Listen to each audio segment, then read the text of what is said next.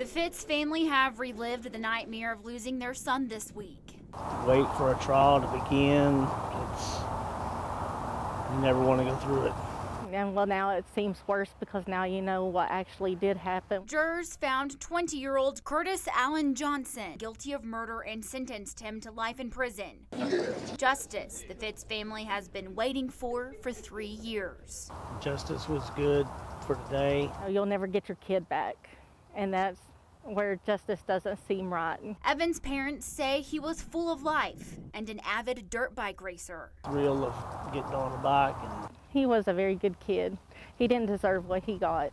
Now the family is focusing on moving on with life, with their rider in the sky forever in their hearts. He is in heaven. That's what he's doing right now, is he's riding a dirt bike going across the sky with a big smile on his face.